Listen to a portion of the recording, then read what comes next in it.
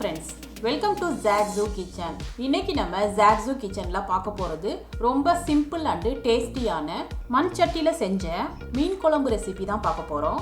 மீன் குழம்புனாலே taste வந்து சூப்பரா இருக்கும். அதுலயும் மாங்காய் போட்ட மீன் குழம்ப அதுவும் மண் சட்டில செய்யறப்போ டேஸ்ட் வந்து பிரமாதமா இருக்கும். இந்த மீன் குழம்ப ரொம்ப குயிக்கா ஈஸியா செஞ்சிடலாம். வாங்க ஃப்ரெண்ட்ஸ், இந்த டேஸ்டியான மாங்காய் போட்ட மீன் குழம்பு ரெசிபி எப்படி செய்யறதுன்னு பார்க்கலாம். ஃப்ரெண்ட்ஸ், இந்த வீடியோ உங்களுக்கு பிடிச்சிருந்ததுன்னா லைக் பண்ணி ஷேர் பண்ணுங்க.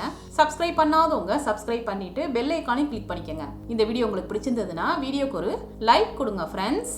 நான் 1/2 kg மீனை வந்து நல்லா க்ளீன் பண்ணிட்டு நல்லா வாஷ் பண்ணி வச்சிருக்கேன். நீங்கள் உங்களுக்கு விருப்பப்பட்ட மீனை வந்து நல்லா வாஷ் பண்ணிட்டு எடுத்துக்கணும். இப்போ மீன் குழம்பு செய்கிறதுக்கு மிக்ஸி ஜாரில் 2 மீடியம் சைஸ் பெரிய வெங்காயத்தை கட் பண்ணி சேர்த்துக்கிறேன். இதை இந்த மாதிரி நல்ல பேஸ்ட்டாக அரைச்சி எடுத்துக்கணும். ஃப்ரெண்ட்ஸ், உங்கள்கிட்ட சின்ன வெங்காயம் இருந்தால் பெரிய வெங்காயத்துக்கு பதிலாக 15 சின்ன வெங்காயத்தை சேர்த்து அரைச்சிக்கோங்க. சின்ன வெங்காயம் சேர்த்து செய்கிறப்போ மீன் குழம்பு வந்து இன்னும் டேஸ்ட்டாக இருக்கும். இப்போ இதோட 2 சின்ன சைஸ் தக்காளியை வந்து கட் பண்ணி இதில் சேர்த்துக்கிறேன். மறுபடியும் இதை பேஸ்ட்டாக அரைச்சி எடுத்துக்கணும். ஃப்ரெண்ட்ஸ், நம்ம வெங்காயம் அண்டு தக்காளியை வந்து கட் பண்ணி சேர்க்கிறத விட இந்த மாதிரி அரைச்சி சேர்க்குறப்போ குழம்பு தண்ணியாக இல்லாமல் கெட்டியாக இருக்கும். ட்ரை பண்ணி பாருங்கள்.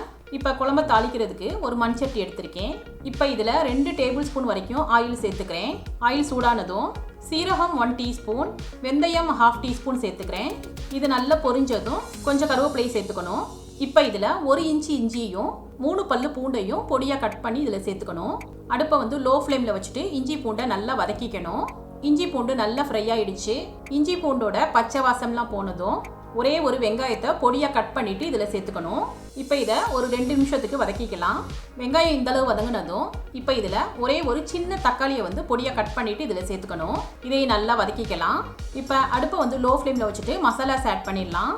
இப்போ இதில் மிளகாய் தூள் 1/2 டீஸ்பூன், மல்லித்தூள் 1 டீஸ்பூன், மஞ்சள் தூள் 1/2 டீஸ்பூன், சீரகத்தூள் 1/2 டீஸ்பூன் சேர்த்துட்டு நல்லா கலந்துக்கணும். இந்த மசாலா வந்து கறியிடக்கூடாது, அதனால நம்ம வந்து அரைச்சி வச்ச வெங்காய தக்காளி பேஸ்ட்டை வந்து சேர்த்துக்கலாம். இப்போ இதை நல்லா கலந்துக்கணும். இப்போ இதில் 1 டேபிள் ஸ்பூன் கல்லுப்பு சேர்த்துக்கிறேன். இப்போ நல்லா மிக்ஸ் பண்ணிக்கலாம். இப்போ மசாலாவோட பச்சை வாசம்லாம் போகிறதுக்காக 2 கப்பு வரைக்கும் தண்ணி சேர்த்துக்கிறேன். இப்போ அடுப்பை வந்து மீடியம் ஃப்ளேமில் வச்சுட்டு லிட்டால் கவர் பண்ணிக்கலாம். இப்போ குழம்பு கொதிச்சு மசாலா வாசம்லாம் நல்லா போகணும். அதுக்காக ஒரு 10 நிமிஷத்துக்கு குழம்பு வந்து கொதிக்க வச்சுக்கலாம்.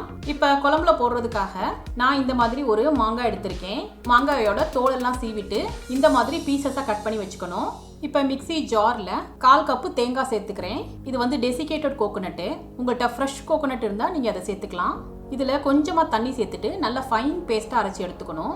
இதை இந்த மாதிரி அரைச்சதுக்கப்புறம் இதில் 1/4 கப்பு மட்டும் தயிர் சேர்த்துக்கிறேன். இதை மறுபடியும் அரைச்சி எடுத்துக்கணும்.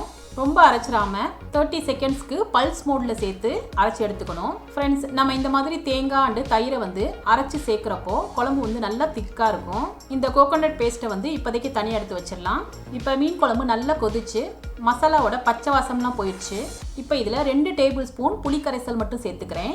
ஃப்ரெண்ட்ஸ், நீங்கள் எடுத்திருக்க மாங்காவோட புளிப்புக்கு தகுந்தாப்புல புளிக்கரைசலை வந்து கூட குறைய சேர்த்துக்கலாம். இப்போ நம்ம அரைச்ச கோகோனட் பேஸ்ட்டையும் ஆட் பண்ணிக்கலாம். நல்லா கலந்துக்கணும். இதோட கட் பண்ணி வச்சுருந்த மாங்காவையும் சேர்த்துக்கலாம். கொஞ்சம் பொடியாக கட் பண்ண கொத்தமல்லியும் சேர்த்துக்கிறேன். இப்போ அடுப்பை வந்து மீடியம் ஃப்ளேமில் வச்சுட்டு லிட்டால் கவர் பண்ணிக்கலாம். ஒரு 5 மினிட்ஸ் மட்டும் குழம்பை வந்து மறுபடியும் கொதிக்க வச்சிடலாம். இந்த மாதிரி குழம்பை வந்து கொதிக்க வைக்கிறப்போ மாங்காவோட ஃப்ளேவர் அண்டு மாங்காவோட புளிப்புத்தன்மையெல்லாம் குழம்புல வந்து இறங்கும்.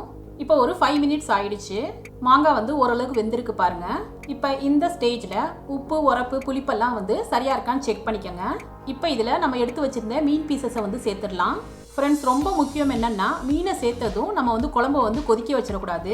இதை லிட்டால் கவர் பண்ணிவிட்டு 5 மினிட்ஸ் மட்டும் சிம்மில் வச்சிடலாம். இப்போ 5 மினிட்ஸ் ஆயிடுச்சு. பாருங்கள் ஃப்ரெண்ட்ஸ், மீன் குழம்பு வந்து சூப்பராக ரெடி ஆயிடுச்சு. ஆயிலெலாம் மேலே நல்லா பிரிஞ்சு வந்திருக்கு. இப்போ லாஸ்ட்டாக கொஞ்சமாக கொத்தமல்லி மட்டும் தூவிடலாம். மீன் நல்லா வெந்திருக்கு. மண் சட்டியில் வச்சதுனால அடுப்பு அமர்த்தினதுக்கு அப்புறமும் மீன் குழம்பு கொதிச்சுட்ருக்கு பாருங்க. நம்ம மாங்காய் போட்டு மண் சட்டியில் வச்சிருக்கிறதுனால இந்த மீன் குழம்பு வந்து இன்னும் டேஸ்ட்டு சூப்பராக இருக்கும். கண்டிப்பாக ஒரு தடவை ட்ரை பண்ணி பாருங்க. ஃப்ரெண்ட்ஸ், இந்த டேஸ்டியான மீன் குழம்பு ரெசிபி உங்களுக்கு பிடிச்சிருந்ததுன்னா நீங்கள் ட்ரை பண்ணி உங்கள் எக்ஸ்பீரியன்ஸை கமெண்ட்டில் ஷேர் பண்ணுங்கள். சுவையான சமையல், சுகமான வாழ்வு. தேங்க்யூ.